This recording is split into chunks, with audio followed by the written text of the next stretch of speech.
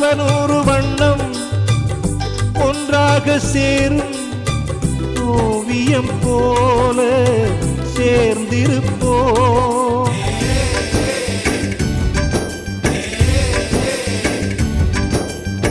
வரலாறு எல்லாம் நம் பேரை நாளை சொல்வதை போல வாழ்ந்திருப்போம்.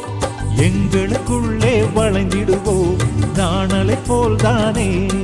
நம் ஒற்றுமை காத்திட நின்றிடுவோம் தூங்களை போல் நாமே.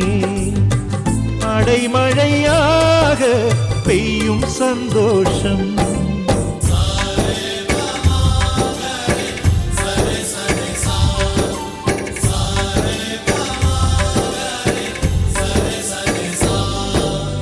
ஆசை ஆசையாயிருக்கிறதே இதுபோல் வாழ்ந்திட